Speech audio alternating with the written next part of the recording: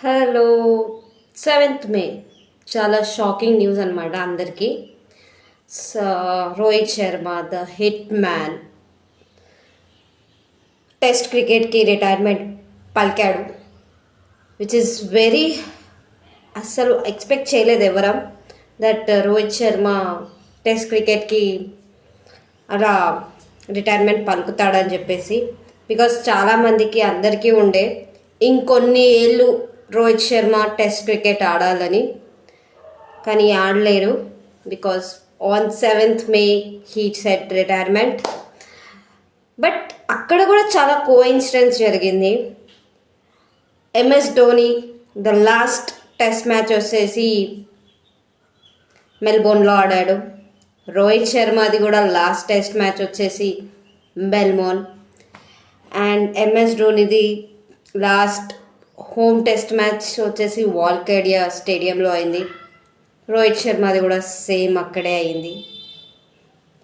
Retirement timing కూడా like 7:29, ఇద్దరిది same. అస్సలు ఎవరు ఎక్స్పెక్ట్ చేయలేదు ఇంత సేమ్గా అవుతుందని. డేట్స్ ఒకటి డిఫరెన్స్, బట్ టెస్ట్ మ్యాచెస్ ఎక్కడ లాస్ట్ మ్యాచ్ ఆడాడో అన్నీ సేమ్ టు సేమ్. అందరూ లైక్ కొంతమంది ఏమన్నా అనుకున్నారంటే లైక్ లాస్ట్ టెస్ట్ మ్యాచ్లో లైక్ ఆస్ట్రేలియాతో ఆడినప్పుడు he was not well played, అతన్ని ఆ టైంలో తీసేయాలి అని అనుకున్నారు.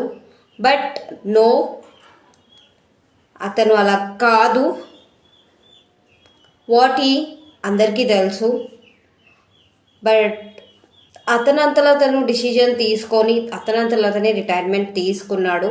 ఎందుకంటే యంగ్ జనరేషన్స్కి కూడా ఛాన్స్ ఇద్దామని చెప్పేసి. Because youth is also a great, చాలా బెస్ట్ ఆడుతున్నారు కాబట్టి అతను కమింగ్ జనరేషన్స్కి కూడా ఛాన్స్ ఇద్దాం, వాళ్ళు కూడా టెస్ట్ మ్యాచెస్ ఆడి వాళ్ళంతలో వాళ్ళు కూడా ప్రూవ్ చేసుకోవాలని చెప్పేసి అతను రిటైర్మెంట్ పలికాడు. And don't take it in a wrong way guys.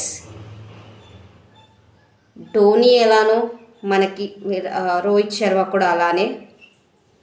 And we wish him happy retirement.